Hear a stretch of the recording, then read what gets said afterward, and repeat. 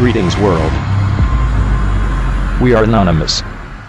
Autre que le Soleil.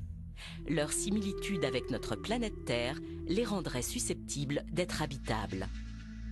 La Voie lactée compte 100 milliards d'étoiles et l'univers observable au moins 100 milliards de galaxies, elles-mêmes incluant une multitude d'exoplanètes. Ces découvertes ont remis en question l'interrogation sur l'hypothèse de l'existence de formes de vie sur d'autres planètes. Et avec cette hypothèse revient l'interrogation récurrente sur l'existence des ovnis. Sont-ils un produit de l'imaginaire, un mythe ou une réalité ? Malgré la foison de photos à l'authenticité plus que douteuse que l'on peut trouver sur Internet, le sujet ne peut pas être traité avec dérision. Depuis la nuit des temps, les hommes ont leur regard tourné vers le ciel, interpellés par les diverses manifestations qu'ils peuvent y voir et avec des interprétations des plus diverses, souvent basées sur des croyances en des entités supérieures ou des puissances divines. Ainsi, par exemple, dans la mythologie grecque, les phénomènes naturels tels que le vent, l'orage, la foudre étaient provoqués par les dieux qui se manifestaient ainsi. Grâce à ces recherches et à ces découvertes, l'homme a pu démystifier bon nombre de ces phénomènes et approfondir la connaissance de son environnement.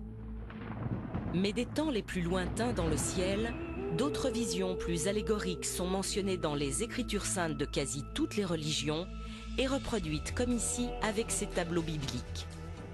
Étaient-ce déjà des manifestations d'extraterrestres ou toujours de la mythologie ?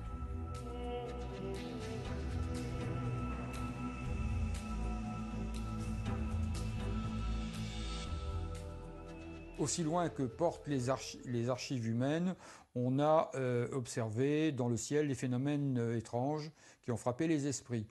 Mais leur apparition comme phénomène collectif avec un nom pour le désigner, ça date évidemment de juin 1947. C'est la fameuse observation de Kenneth Arnold. C'est là que pour la première fois on lui donne son nom populaire, les soucoupes volantes. C'est la date de l'entrée en scène des ovnis dans la conscience universelle.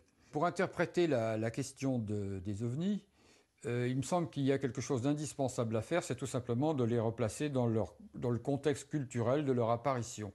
Alors ce contexte, c'est quoi ?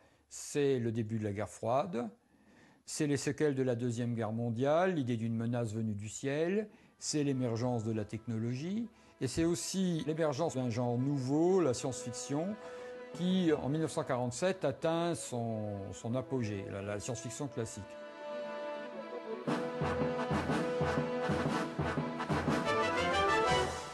La science-fiction apparut dans la littérature à la fin du XIXe siècle. Un des premiers ouvrages fut écrit en 1898 par le Britannique Herbert George Wells, La guerre des mondes. Il fut repris à la radio en 1938 par un homonyme qui est devenu célèbre, Orson Welles. L'émission simulant l'invasion de la planète Terre par des Martiens déclencha aux États-Unis une panique hystérique. Par la suite, cet ouvrage fut aussi adapté au cinéma. Ce thème de littérature et de film se développa rapidement jusqu'à nos jours, très souvent avec succès.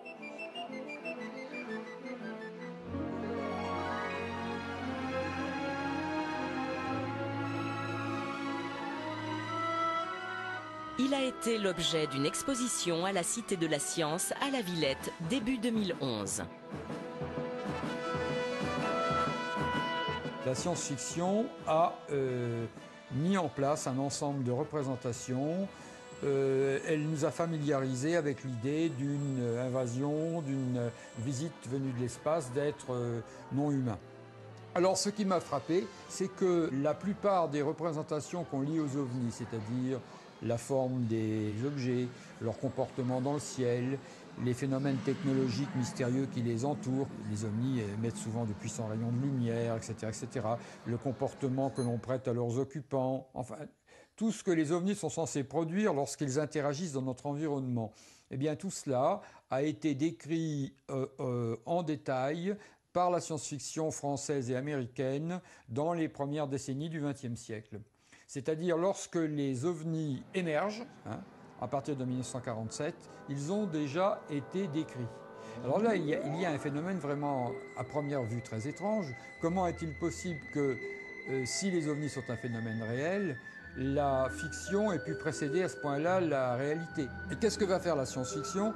Elle va fournir un ensemble de stéréotypes, de représentations.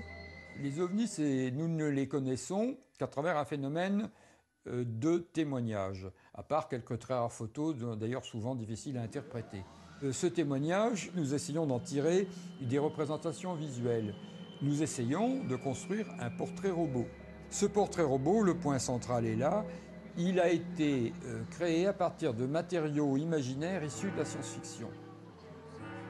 L'impression que j'ai, c'est qu'il est très difficile de nier qu'il y ait des manifestations non identifiées, qu'on observe dans le ciel, à proximité du sol et parfois même au sol, des phénomènes que l'on ne comprend pas. Bien avant le 24 juin 1947 et l'observation de 9 disques par Kenneth Arnold aux commandes de son avion, ce qui déclencha la vague de témoignages sur des visions d'objets volants non identifiés dans le ciel des États-Unis, Los Angeles avait été le théâtre d'une étrange manifestation. Alors que les USA étaient après Pearl Harbor en pleine guerre avec les Japonais, dans la nuit du 25 au 26 février 1942, plusieurs mystérieux objets volants non identifiés survolaient la ville. Pris pour des bombardiers nippons, ils furent pendant plusieurs heures la cible d'un déchaînement de tirs de DCA, et ceci sans résultat. Le lendemain, photo à l'appui, la presse faisait largement l'écho de l'événement en évoquant l'hypothèse d'un ovni.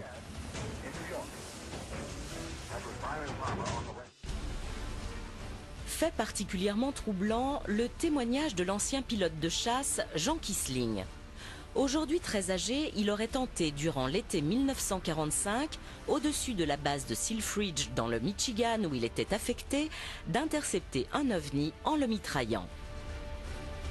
Son témoignage a été recueilli en 2008 par Alain Boudier, président de la commission 3AF PAN, Association aéronautique et astronomique de France, composée de sommités scientifiques entre autres. La commission PAN est chargée de l'observation de phénomènes aérospatiaux qui ne peuvent être rattachés à des aéronefs connus ou expliqués par la physique contemporaine. Parti en mission à bord de son P-47 à 15 000 mètres d'altitude. Il lui a été ordonné de mitrailler les objets et à ce moment-là, il a vu les objets se transformer en soucoupes volantes et s'éloigner à une vitesse absolument phénoménale. Une fois atterri à la base de Selfridge, son colonel lui a dit qu'il avait eu beaucoup de chance parce que ses prédécesseurs n'étaient pas rentrés de leur mission. En 1947, en pleine vague d'observation d'objets insolites dans le ciel des États-Unis dans le désert, près de Roswell, au Nouveau-Mexique, une actualité allait et continue de défrayer les chroniques. Le 8 juillet, la base des bombardiers atomiques de Roswell, l'unique au monde, révèle qu'ils ont trouvé une de ces soucoupes volantes écrasée dans le désert, dans les environs. Et cette nouvelle fait le tour du monde très très vite. Mais le soir même, il y a un démenti au quartier général au Texas, le général Ramey, qui montre à la presse des débris de ballons météo et de cibles radar écrasés, et qui leur dit, voilà, les aviateurs de Roswell se sont trompés, c'est pas une soucoupe volante qu'ils ont trouvée, c'est ça, c'est des débris de ballons météo. Et l'affaire est enterrée pour 30 ans. Jamais un officier de renseignement, l'officier de renseignement, imaginez, de la seule base atomique au monde, qui ne serait pas capable de reconnaître un ballon météo crevé et qui le prendrait pour un disque volant. Non mais c'est absurde. Au début des années 90, il y a des enquêtes très sérieuses qui ont été faites. Il y a même le député du Nouveau-Mexique, Stephen Schiff, qui a réclamé une enquête au Congrès parce qu'il n'arrivait pas à avoir des réponses convenables de la part du Pentagone. Cette enquête a eu lieu. Ils ont conclu en 1995 qu'on avait détruit une grande partie des archives de Roswell sans aucune explication. Et ils ont dit l'enquête sur ce qui s'est écrasé à Roswell continue.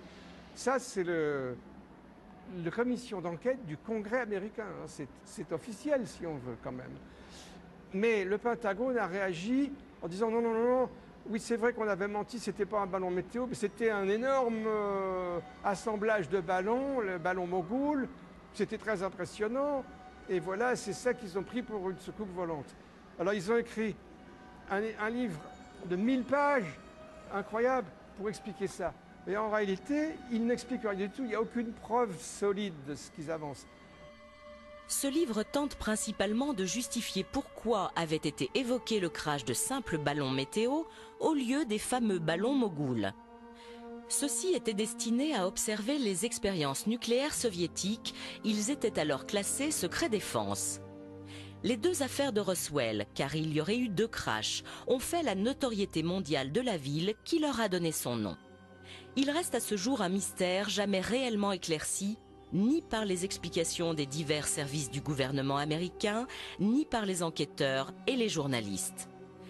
Tous les acteurs de cette affaire n'ont cessé de varier dans les versions des faits, ou leur interprétation suivant les intérêts qu'ils pouvaient y trouver, ou leur croyance ou non en la visite d'extraterrestres.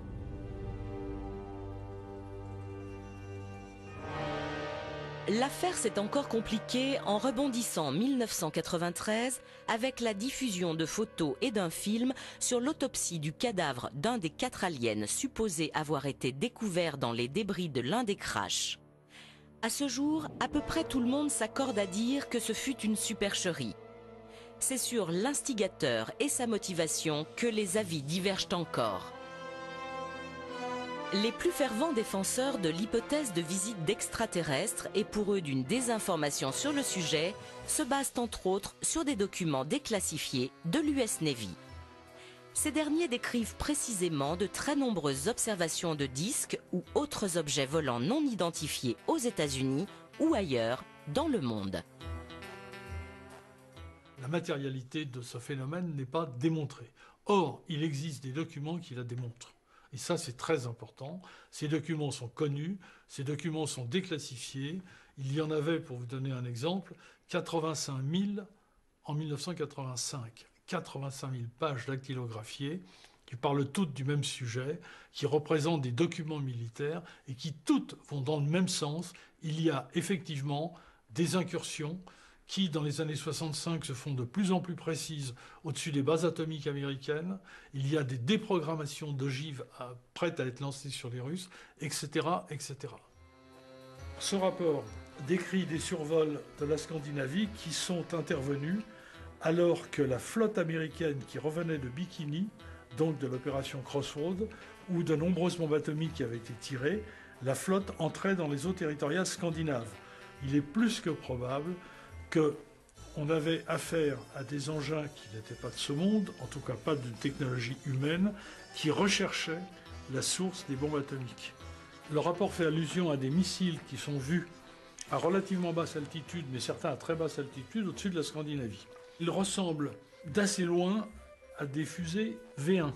Ces missiles ont des caractéristiques très différentes. Ils émettent une flamme toutes les 3 secondes, ce qui n'était pas du tout le type de propulsion d'un V1. Il leur arrive de s'autodétruire, apparemment, quand leur mission est terminée. Mais il y a d'autres objets qui sont observés et qui sont précisés dans le rapport. Et parmi ces objets, il y a des grands cigares qui apparemment se tiennent en l'air sans propulsion visible, etc.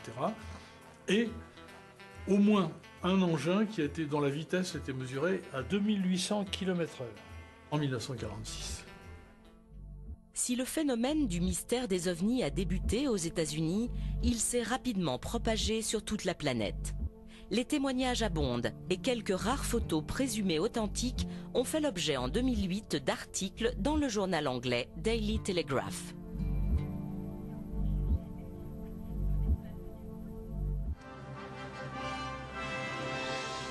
Comme elle est exposée à la Cité de l'Espace à Toulouse, l'exploration spatiale, qui démarra durant la seconde moitié du XXe siècle, a été lancée pour l'étude de l'univers et la recherche de traces de vie ailleurs. Les ovnis, les extraterrestres, ont déclenché bien des interrogations, à la fois dans le grand public et certaines instances gouvernementales. Aux États-Unis, l'US Air Force initie en 1966 la commission Condon et en France, le CNES crée en 1977 un service officiel d'enquête, le GEPAN. Pour beaucoup, leurs conclusions restent trop évasives. Certains suspectent même une volonté de désinformation des populations. Pour tenter d'apporter des réponses, des initiatives privées prennent le relais avec entre autres en 1995 aux États-Unis un colloque organisé par Lawrence Rockefeller. Il est composé de scientifiques et de membres spécialisés en ufologie. Leurs conclusions font ressortir qu'un phénomène existe et qu'il est nécessaire de continuer son étude. En France, en 1999, une association présidée par Denis Letty, général de l'armée de l'air, composée d'anciens auditeurs de l'Institut des hautes études de la défense nationale associés à des experts, rédige un rapport remis au président de la République de l'époque, Jacques Chirac, et à son Premier ministre, Lionel Jospin. Les avant-propos du général Letty et la préface du général Norlin interrogent grandement sur l'interprétation des enquêtes. Le général Norlin, que j'ai bien connu, avec lequel j'ai volé une fois extraordinaire, et qui était à un moment le patron de la défense aérienne, a signé des deux mains une préface en disant attention, il y a un problème et il faut absolument étudier ce problème qui peut avoir des conséquences sur l'ensemble de l'humanité. La commission rapporte de nombreux témoignages dont certains émanent de pilotes. D'autres sont devenus emblématiques de l'ufologie, comme les photos d'André Frénial prises en Auvergne au lac Chauvet le 18 juillet 1952. Ces photos ont fait la une des journaux de l'époque.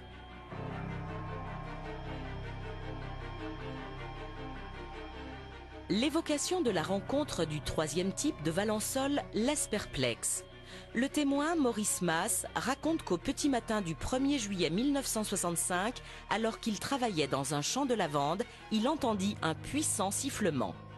Cherchant à en découvrir l'origine, en contournant un mur de pierre, il entrevoit un engin en forme de ballon de rugby, de la grosseur d'une voiture et de couleur neutre mate. Il distingue aussi deux petits hommes accroupis qui se relèvent à son approche avant que l'un d'eux le paralyse en lui braquant une sorte de tube. L'enquête de gendarmerie qui suivit releva des traces laissées dans le sol et confirma la véracité du témoignage. Les rencontres du troisième type sont des faits rarissimes et lorsqu'elles sont étayées par des indices matériels, elles laissent particulièrement dubitatifs. Le rapport Cometa, confidentiel à l'origine, fut repris par un hebdomadaire national qui en tira un numéro spécial. Les informations données déclenchèrent une prise de conscience collective sur le phénomène. D'autres témoignages contribuèrent à l'alimenter. Les personnels navigants sont les témoins les mieux placés et les plus crédibles pour faire des observations détaillées et précises. Le colonel Jack Crean, aujourd'hui à la retraite, débuta sa carrière comme pilote de chasse. Il fut par la suite chef moniteur, officier de sécurité des vols, instructeur combat aérien, leader de la patrouille de France, avant de quitter l'armée pour occuper la fonction de commandant de bord à Air France. En septembre 1975, durant une mission d'entraînement sur Mirage 3, il fut témoin avec son coéquipier d'une étrange rencontre. J'ai vu passer devant moi, on m'a estimé 7 ou 8 km, ce qui ressemblait d'abord à un avion de ligne, un fuselage d'avion de ligne. Bien éclairé. Et là, j'appelle le contrôle en disant, dis donc, ça va pas là, on va se faire engueuler. Hein, s'il y a un avion civil qui passe au milieu de nos exercices, c'est pas dans les règles. Et le contrôleur me dit, j'ai pas de contact radar là-dessus. Je dis, moi, écoute, je vois quelque chose de gros et qui passe devant nous. Et mon équipier qui était en train de rassembler, je lui demande de confirmer, il me dit, oui, je vois bien, il y a un avion là en face de nous. Et le contrôleur confirme qu'il n'a pas de contact radar. Cette chose-là passe devant nous. Et comme le contrôleur me confirme qu'il ne voyait pas, on rentre dans une mission de police du ciel, en fait, comme on a à l'époque, c'était la guerre froide. Donc on met la post-combustion, et on essaye de rassembler sur cet objet volant. Et alors, on s'est approché assez près. La nuit, c'est très difficile. Hein, quand on n'a pas une référence, c'est très difficile d'avoir une distance et une grosseur. Bon, ça me paraissait... C'était une forme, en fait, un peu comme un ballon de rugby. Et au moment où on approche assez près, hop, ça disparaît en une microseconde. J'ai une accélération qui nous laisse vraiment sécher. Je redemande au contrôleur radar s'il a toujours eu aucun contact. Il me dit non, rien, de rien. Bon, alors on reprend donc notre entraînement. Deuxième présentation. Là, je suis chasseur. Et au moment où j'arrive à 7-8 km de la fin de mon rassemblement, paf, ça réapparaît de nulle part. comme on aurait pu dire un autre avion de chasse ou un autre avion, enfin plutôt un autre avion qui observait, bon, c'est la troisième dimension ce qu'on faisait.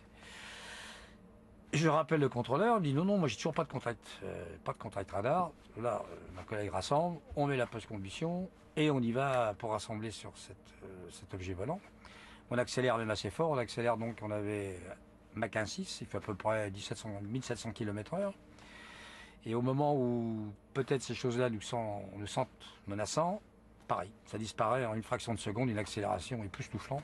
Je demande au contrôleur s'il n'a toujours pas de contact radar, parce que ça fait quand même 2 fois que ça se présente. Il dit non, on refait un autre exercice, on se représente une 3e fois. La chose réapparaît de nulle part, en état d'observation, bon, non menaçante, mais qui est en train de regarder gentiment, parce qu'apparemment c'est intrigué par ce qu'elle est en train de faire. On essaye de rassembler de nouveau, de se rapprocher le plus vite possible. Moi je pense, je me rappelle ce qui m'a intrigué, c'est que je voyais à travers son fuselage, j'avais des hublots assez grands, une lumière blanche, alors extraordinaire. Je dirais pas céleste, mais vraiment une lumière blanche, et je voyais à l'intérieur. C'était une immense cavité blanche, et je voyais vraiment une transparence, ça m'a frappé. Mais ça disparaît aussi en un clin d'œil. Donc là on manque de pétrole, on rassemble, on perce, comme on dit, on va se poser à Creil. Contrôleur, bon, le débriefing, il dit moi j'ai rien vu, bon. Et avec le collègue on a dit bon, on ne dit rien non plus, puisque de toute façon si on fait un rapport un peu circonstancié, on va choisir le psy, choisir le médecin, ou alors on est au secret, donc ça ne présente pas beaucoup d'intérêt. On était assez habitué à reconnaître ce qui se baladait dans le ciel, et ça, jamais rien vu d'autre de toute ma carrière aéronautique. Et j'ai jamais vu non plus des performances pareilles. Je ne pense pas qu'à l'heure actuelle, on a produit des objets volants qui sont capables de telle accélération, et même du genre de manœuvre, puisqu'il est parti un petit peu, donc des accélérations qui sont gigantesques. Alors donc la question que moi je me suis posée un peu, je me pose encore, si ça n'est pas terrestre, donc c'est extraterrestre. Alors qui est derrière ça? C'est la question. Jean Grélé commença sa carrière aux États-Unis comme pilote de chasse dans l'US Air Force, puis fut commandant de bord à Air France durant 20 ans. Il dénombre 17 500 heures de vol à son actif.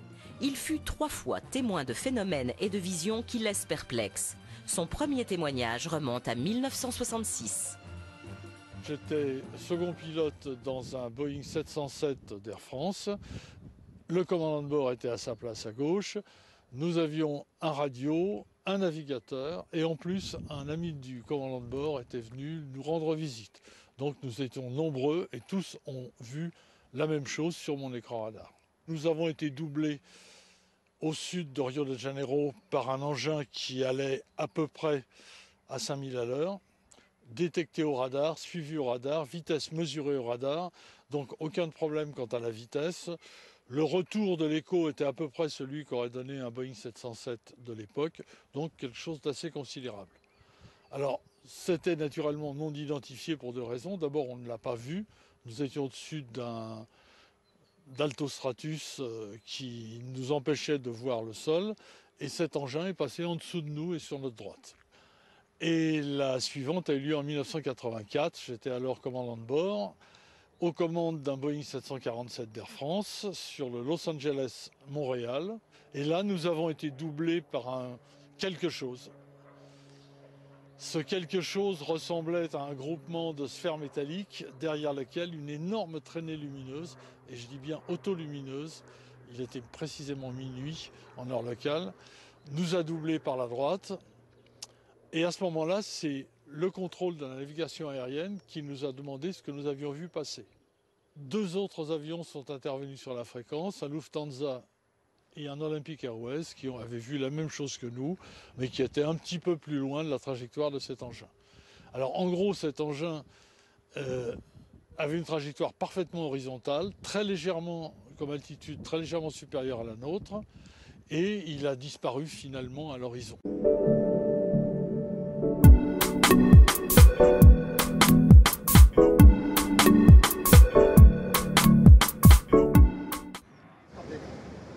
En plus de ces 2 observations en vol, le commandant Grélé en a fait une 3e au sol cette fois avec un groupe de personnes. Tous ont fait une déposition identique à la gendarmerie. On a vu virer très lentement et passer devant nous une énorme structure qui donnait l'impression d'être, je dirais une structure métallique avec de nombreuses lumières tout au long. Et cette structure portait à l'avant 2 phares dirigés à peu près vers le sol à 45 degrés, mais curieusement dont la lumière s'interrompait avant d'arriver au sol. Donc une lumière très dense et puis brutalement qui s'arrêtait. Et on avait l'impression que cet engin était propulsé par 2 faisceaux de lumière blanche qui m'ont un peu rappelé ce que j'avais vu à Los Angeles, je dois l'avouer. J'ai tendu ma main et l'engin couvrait cette surface, cette longueur à bras tendu. Mon voisin de droite qui était dans l'aéronautique a fait la même chose. Cet engin devait faire à peu près 300 mètres de long. Les déclarations sur des visions d'OVNI ne sont pas que du passé. L'été 2011 a été riche en témoignages.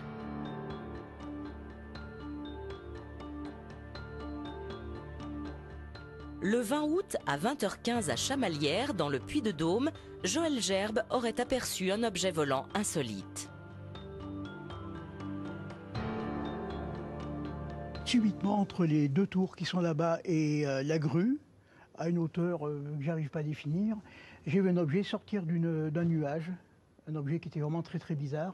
Donc j'ai eu un coup de chance, j'avais l'appareil photo qui était sur la table, sur ma table basse, puisque mes enfants venaient de sortir de l'appartement. Je me suis saisi de l'appareil photo et j'ai fait une photo. Ça a duré en moyenne 10 secondes à peu près, et ensuite j'ai vu partir cet objet à une vitesse vertigineuse. La photo, hélas floue, a été expertisée et semblerait être authentique. Avec les paramètres qui lui ont été donnés, un expert en photographie a estimé que l'objet pouvait mesurer plus de 100 mètres de long. Ce nouveau fait divers, qui a fait l'objet d'une déposition, a été pris très au sérieux. Le GEPAN a déclenché une enquête. Le GEPAN est un des services du CNES, Centre national d'études spatiales. Le CNES a pour mission principale de proposer et de mettre en œuvre la politique spatiale de la France. Il cogère avec Arianespace et l'Agence spatiale européenne la base de lancement de Kourou en Guyane. Le GEPAN, qui est le seul organisme d'État au monde dédié à l'étude des phénomènes aéronautiques non identifiés, a tout naturellement été rattaché au CNES. La question de cette possible vie ailleurs que sur Terre est un thème qui motive et qui stimule le CNES depuis de longues années maintenant. La mission du GEPAN au sein du CNES est absolument claire. C'est recueillir, écouter, collecter les témoignages de nos concitoyens qui voient des choses ou qui sont les témoins de phénomènes qu'eux-mêmes n'arrivent pas à identifier. Et avec les moyens qui sont les nôtres, les connaissances, la compétence, les scientifiques qui travaillent avec nous, les experts, nous essayons de donner des réponses aux questions que les gens se posent. Le GEPAN est en contact avec à peu près toutes les autorités nationales, la gendarmerie, la police, la météo, les chercheurs, l'armée de l'air. Alors les phénomènes aérospatiaux non identifiés, une fois qu'ils ont été collectés, analysés, archivés par le GEPAN, sont classés en plusieurs catégories. Donc, il y a des catégories de phénomènes qui sont totalement identifiés, qui sont classés en catégorie A. Il y a 4 grandes catégories. En catégorie B, on a les phénomènes qui sont pratiquement à 100%, je dirais, identifiés, mais que l'on ne peut pas reproduire. Ensuite, il y a toute une catégorie que l'on classe en catégorie C, des phénomènes qui, soit les témoignages sont trop succincts pour mener une enquête, ou il nous manque des informations importantes qui nous permettent d'aller plus loin dans les enquêtes. Et ensuite, la catégorie, effectivement, qui intéresse tout le monde, qui est la catégorie de phénomènes inexpliqués, qui est la catégorie D, dans laquelle se retrouvent les phénomènes qui sont inexpliqués. Inexpliqués pourquoi au sens littéral du terme, c'est-à-dire qu'on a pu mener une enquête plus ou moins approfondie, mais les résultats et les conclusions de cette enquête ne nous ont pas permis quand même, malgré la richesse des informations, de classer le phénomène. Et le phénomène est quand même classé inexpliqué avec un degré d'étrangeté, je dirais, plus ou moins élevé, quoi. Les bureaux du GEPAN se trouvent dans les locaux du CNES à Toulouse. C'est ici que sont reçus et analysés tous les témoignages. Depuis 2007, le GEPAN a ouvert au grand public sur son site internet ses archives de 30 ans. Depuis la création du premier GEPAN en 1977, on a recueilli à peu près 7000 témoignages qui sont des témoignages uniquement sur le territoire français et les dom-toms également, Et ces 7000 témoignages représentent à peu près 2500 cas, puisqu'on peut avoir plusieurs témoignages pour un seul cas. Ce qui est d'ailleurs intéressant, ça permet de faire des recoupements en termes de trajectoire, etc., quoi. Et actuellement, on reçoit à peu près 2 à 3 témoignages par jour. On s'astreint à avoir une démarche de méthode et de bien expliquer pourquoi on interprète cette observation comme ça et pourquoi on la classe dans telle catégorie. Une chose importante, on n'a pas de dossier secret, on publie tout ce qui nous est transmis. Aux restrictions près, il y a des catégories d'informations qui n'apparaissent pas dans nos dossiers quand ils sont publiés. Tout ce qui est information de nature privée à retrouver les gens. Les services du GEPAN sont extrêmement prudents pour formuler des hypothèses sur leurs enquêtes.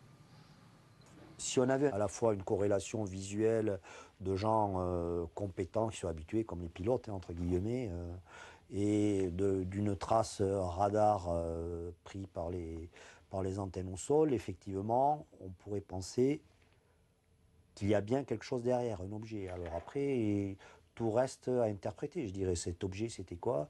Est-ce que c'était un ballon qu'on n'a pas su retrouver? Est-ce que c'était autre chose? Ça, on ne sait pas. Donc de là à corréler une observation d'un ovni, d'une soucoupe volante, il y a un pas que vous ne me ferez pas franchir. Ne confondons pas des hypothèses, de la fantaisie, de l'imagination avec une réalité. Et c'est là qu'il faut absolument s'arrêter en disant, maintenant, je laisse partir mon imagination, très bien, alors on peut vraiment tout imaginer, tant mieux.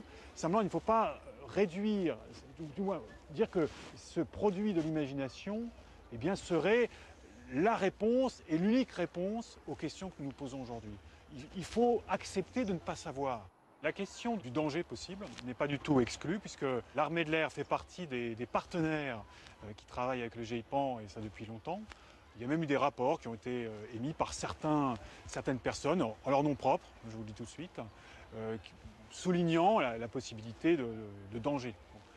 C'est une analyse qui n'a pas été suivie par les autorités nationales actuelles. Il faut être vigilant, on est attentif, on regarde le ciel, on scrute le ciel, et on découvrira des choses qui ne sont peut-être pas du tout menaçantes. Pour la vigilance et donc la détection d'éventuelles intrusions d'objets volants non identifiés dans l'espace aérien français, les autorités et le CNES ont entre autres à leur disposition la défense aérienne nationale avec ses infrastructures. Au Mont Verdun, à proximité de Lyon, la base 942 est le centre de détection et de contrôle. Elle supervise et conduit toutes les activités aériennes se déroulant dans l'espace aérien national.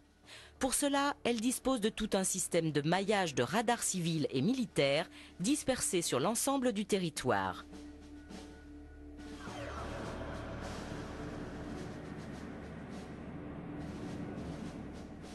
Nous n'avons eu aucun écho-radar de pan. Quelquefois, on a des observations qui sont faites par des personnels au sol et nous n'avons aucune trace radar. Pour la partie défense, donc le Centre national des opérations aériennes est l'organisme qui centralise toutes les informations relatives aux phénomènes aérospatiaux non identifiés. Il a été mis en place dans la documentation aéronautique militaire un compte-rendu type lorsque les pilotes militaires ou les contrôleurs aériens militaires rencontrent des phénomènes particuliers. Les observations décrivent souvent des phénomènes connus ou inconnus associés à des sources lumineuses sans preuve réelle d'un objet matérialisé. Ces visites qui peuvent être anormales ou paranormales sont bien évidemment prises en compte au sérieux par la partie militaire. Je n'aime pas le terme ovni puisque nous on considère que ce sont plutôt des phénomènes actuellement puisque nous n'avons aucun objet matérialisé qui prouve l'existence d'extraterrestres ou de formes particulières d'autre nature. Nous sommes ouverts à toute réalité. Sauf qu'actuellement, la réalité montre qu'on n'a rien trouvé de probant concernant ce sujet. Bien évidemment, on ne se ferme aucune porte.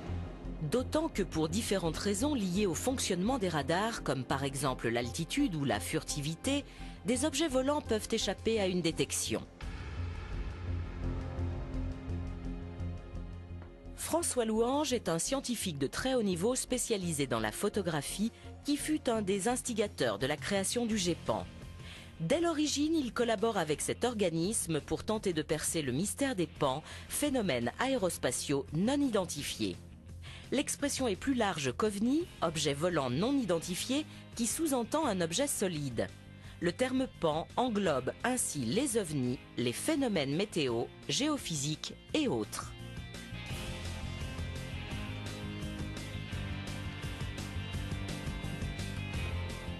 J'ai très vite pensé qu'il y avait certainement matière derrière cette question des ovnis à faire un travail, disons, scientifique, de recherche rationnelle pour essayer de comprendre ou de caractériser ces choses qu'on rapportait et qui n'avaient pas d'explication a priori. Je me suis spécialisé depuis plusieurs dizaines d'années sur l'analyse des clichés présumés d'ovnis, photos, vidéos, etc.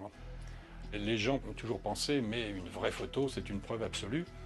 Et si on creuse un peu la question, on s'aperçoit que c'est exactement l'inverse. C'est-à-dire qu'une photo, et ça je l'affirme haut et fort, ne sera jamais la preuve de quoi que ce soit à elle toute seule.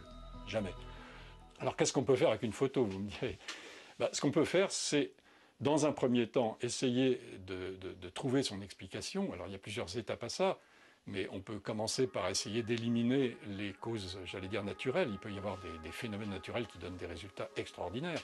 Il peut y avoir aussi des phénomènes techniques. Donc, on peut, dans un premier temps, on doit essayer de trouver l'explication et de trouver la faille, si je puis dire, c'est-à-dire le phénomène parasite ou éventuellement volontaire de tricherie de la part de l'auteur. Alors ça, on n'est jamais sûr d'arriver jusqu'au bout à éradiquer ces choses-là, parce que c'est la course éternelle entre ceux qui font et ceux qui défont.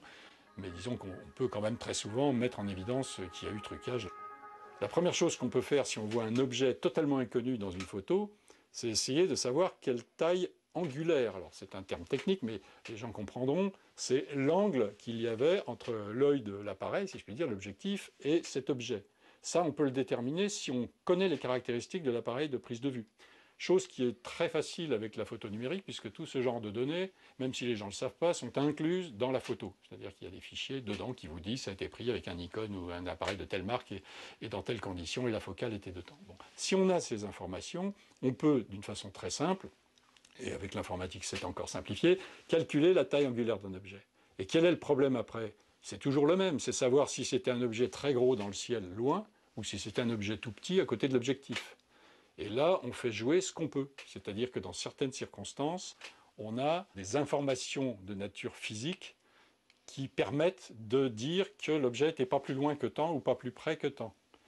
Alors là, je ne vais pas rentrer dans les détails, mais ça joue sur les conditions de diffusion atmosphérique, sur le fait que l'objet était sombre ou était lumineux, sur un certain nombre de choses. Nous sommes là devant un cas photographique qui a été montré à maintes reprises, y compris par moi-même, qui est un exemple de photos à la fois d'une catégorie pas très intéressante, c'est-à-dire des photos dans lesquelles il n'y a rien d'autre comme source d'information, parce que c'est le cas, et qui est malgré tout, dans ce cas-là, intéressante à cause de la richesse de l'information. Ce n'est pas une petite tache blanche, ce n'est pas un petit point noir. Cette photo a été prise à Costa Rica par un organisme de géographique qui photographiait le pays. Vous savez, on prend des avions très stables qui prennent une photo toutes les temps de secondes. Mon ami Jacques Vallée a emprunté le négatif original et me l'a apporté. À l'époque, je travaillais avec un laboratoire de la Défense nationale et nous avions un objet extrêmement rare à cette époque qui était un vrai scanner. Les scanners n'existaient pas dans le public du tout. Il devait y en avoir 2 ou 3 par pays. Et on a pu scanner cette image et en faire des fichiers informatiques sur lesquels à la fois les Américains et quelques Européens et moi-même avons essayé de creuser la question. C'est un cas d'objet non identifié, si vous voulez. Bon, maintenant, on ne peut pas vous dire que c'est une soucoupe avec des personnages dedans. Si on regarde les caractéristiques décrites ou enregistrées de certains de ces phénomènes de la catégorie OVNI, et notamment les phénomènes dans la catégorie aéronautique, on trouve des caractéristiques qui ne sont pas explicables par la technologie actuelle. Bon, ça, on dit ça depuis longtemps, depuis qu'on voit des ovnis, mais c'est sûr, voir des objets, si objets il y a qui ont des accélérations telles que celles qu'on mesure ou qu'on croit mesurer, c'est des disparitions, des angles droits, des choses comme ça défie la physique. Donc si ce sont bel et bien des objets, on ne sait pas expliquer ce qui se passe. Le problème OVNI est un problème sérieux, ce n'est pas le problème numéro 1 de l'humanité bien évidemment, mais c'est un problème très sérieux. À partir du moment où le public s'y intéresse, se pose des questions, à partir du moment où des organismes officiels se posent des questions, l'État se doit encore une fois, même si le sujet était vide, ce qui n'est pas le cas, se doit de mettre le minimum au service du public pour donner des réponses. Dans le grand public, de nombreuses personnes s'intéressent aux hypothétiques visites venues d'ailleurs. Certains en doutent, d'autres y croient fermement. Les plus passionnés se regroupent dans des associations ufologiques pour tenter d'appréhender au mieux le mystère, mener des investigations dont elles communiquent souvent les résultats au GEPAN ou à des magazines spécialisés.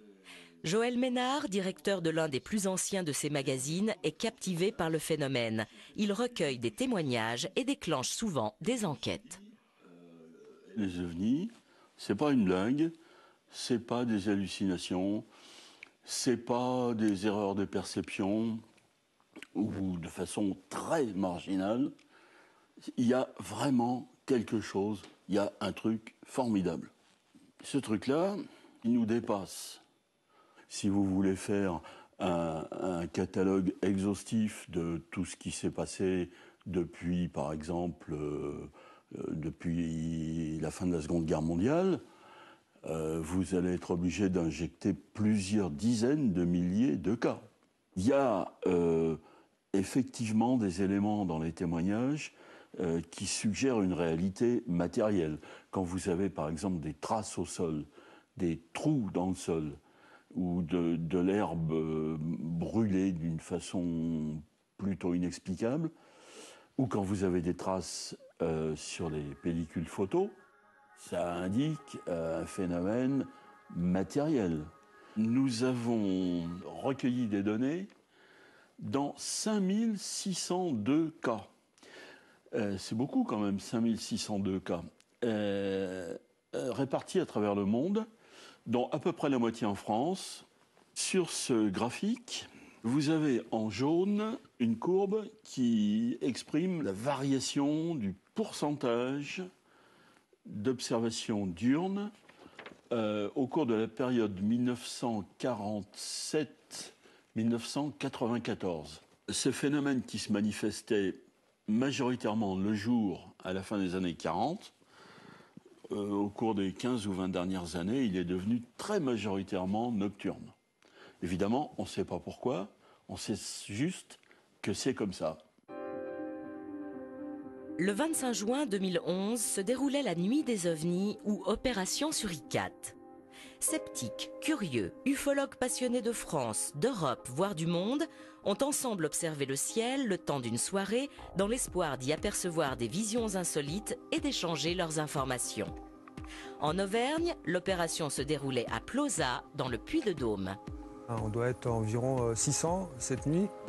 Toutes nos infos vont converger vers un centre d'appel et on aura tous en retour ce qui va se passer dans le ciel européen, enfin dans une partie du ciel européen ce soir, cette nuit. Tout ce qui va être relevé va être analysé. Il y a 2-3 mois de traitement où on va comparer avec le trafic aérien, le trafic satellite, tout ce qui pourrait être susceptible de méprise pour avoir un résumé intéressant de ce qui peut se passer, quoi. Voilà. Nos avions sont surveillés, nos aéroports sont surveillés et nos sites nucléaires sont surveillés. Alors, pour quelles raisons ils seraient surveillés? Moi, je pense qu'on est dans une phase où, sans le savoir, nous, terriens, on est peut-être à la veille de trouver un moyen d'aller beaucoup plus vite dans l'espace. Et quand nous aurons trouvé ce moyen rapide, nous allons peut-être poser des problèmes. Parce que nous sommes assez nuisibles, en fait. Hein. On voit bien, même entre nous, nous sommes très nuisibles. J'essaierai de voir ça avec les documents que j'ai pour voir ce que ça pourrait être. Tiens, un SLS. Point rouge et blanc, vitesse constante, allant de l'est vers l'ouest, vient hausser son altitude subitement. Continue son ascension, vient de disparaître de mon champ de vision, dans le 37. Il y a beaucoup de petits incidents, de petits événements, comme il y aura ce soir, qui sont intéressants, mais qui n'apportent pas assez d'informations. Et on est en quête, nous, de vraies infos, quoi. Notamment quand il arrive en cas d'atterrissage ou en cas de rencontres rapprochées, etc. On a un ensemble d'informations plus intéressantes. Ça regarde. Ah oui. Regarde là. Tu fais voir. Ah oui, c'est un objet lumineux qui est en train de passer, regarde. C'est éteint, là. C'est peut-être une rentrée atmosphérique, Mais là, non, je dirais pas une entrée atmosphérique. Ça avait un peu une trajectoire un peu désordonnée, alors c'était un peu bizarre. Depuis 1954 et la vague d'OVNI qui aurait déferlé sur la France, le phénomène défraya épisodiquement les chroniques des médias. Bien que moins important en nombre que durant cette fameuse année, les témoignages continuèrent et continuent d'affluer, attisant la curiosité de journalistes dont certains se sont particulièrement investis dans le sujet. Sur les ovnis, on sait qu'il y a une énigme, on sait qu'il y a maintenant des cas qui restent absolument insolubles, qui laissent penser qu'il y a une composante physique, qu'il y a une composante technologique qui n'appartient peut-être pas à la Terre, qui fait qu'on est tenté d'avoir des hypothèses qui nous mènent vers les solutions extraterrestres. À partir du moment où on peut imaginer que des véhicules se déplacent dans l'atmosphère terrestre, ils peuvent très bien se déplacer également sous la mer. On peut imaginer une technologie qui permet cet état de choses. On les appelle les OPNI, objets plongeants non identifiés, car bien souvent, ce qui a été noté par les équipages, à la fois de marine internationale, c'est l'objet qui se déplace dans le ciel et qui d'un seul coup plonge dans la mer. Les ovnis, on sait avec certitude qu'il y a une question qui est posée par cette présence insolite, qui est une présence indéfinissable, mais techniquement qui est quelque chose sur lequel il faut compter et sur lequel il faut réfléchir. Ça devient urgent. Pour l'évitement qu'auraient d'éventuels visiteurs à notre égard, des scientifiques évoquent un respect et une précaution. Les extraterrestres voudraient éviter un choc brutal et dévastateur entre deux civilisations de niveaux très différents. Quant à la diversité des formes des ovnis, certains l'expliquent en évoquant l'éventualité de plusieurs origines stellaires des aliens. Moi, je suis persuadé qu'on est évidemment toujours observé par une ou plusieurs civilisations extraterrestres parce que je suis intimement persuadé que nous ne sommes pas seuls dans l'univers et que la vie extraterrestre foisonne. Il y a probablement des milliards de mondes habités dans l'univers. Et comme notre civilisation technologique, elle a démarré au début du XXe siècle, donc on a en gros un siècle de progrès technologique un peu significatif. Et notre planète a 4,5 milliards d'années. L'univers a 13,7 milliards d'années. Donc on peut imaginer des civilisations qui sont nées des milliards d'années avant la nôtre. De quoi serait capable une civilisation qui n'aurait que 5000 ans d'avance par rapport à la nôtre? On ne peut pas venir depuis ces étoiles jusque chez nous dans un laps de temps raisonnable, en quelques jours ou en quelques semaines, puisque selon les lois de la relativité, on ne peut pas dépasser la vitesse de la lumière, 300 000 km par seconde, c'est-à-dire en gros la distance de la Terre à la Lune en une seconde, et malgré cette vitesse faramineuse, déjà pour traverser notre galaxie, il faut 100 000 années-lumière. 100 000 années à 300 000 km par seconde. Donc les astrophysiciens qui respectent, ils ont raison, les lois de la relativité découvertes par Einstein, vous disent ce n'est pas possible. Mais ça, c'est dans le cadre des lois qui sont loin d'être terminées. On a découvert quelques lois, mais il y a d'autres lois que l'on va découvrir qui vont transcender tout ça et qui permettront sans doute de prendre des raccourcis de l'espace. Depuis fin septembre 2011, la découverte de physiciens du CERN de Genève pourrait remettre en question la théorie d'Einstein sur la relativité. Désormais, si cette découverte était bien confirmée, en reconsidérant la notion du temps telle qu'on la connaît, les voyages interstellaires entreraient dans le domaine du possible. On pourrait alors imaginer que d'hypothétiques civilisations bien plus anciennes que nous et situées dans d'autres systèmes solaires auraient pu maîtriser cette science et la mettre en application.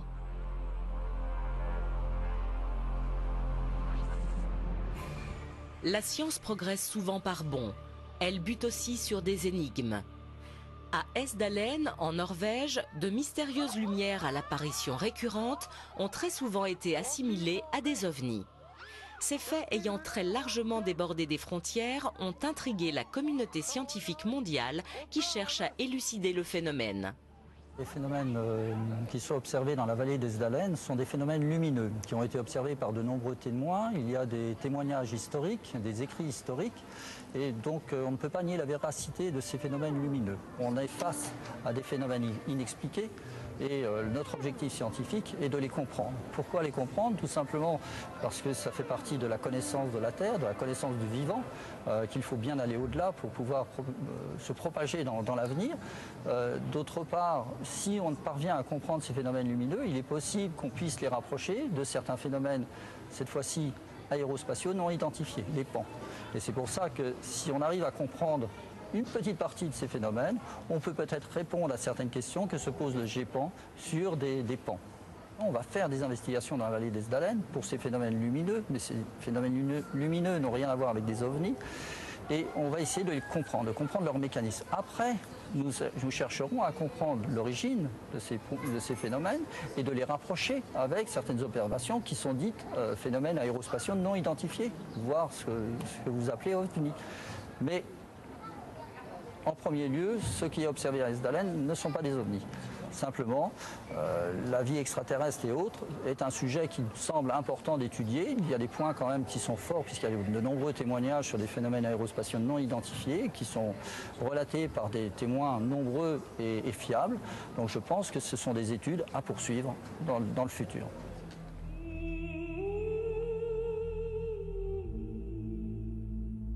En ouvrant les portes du ciel avec tout son inconnu, l'homme découvre un merveilleux qui séduit son imaginaire, où cohabitent science et fiction.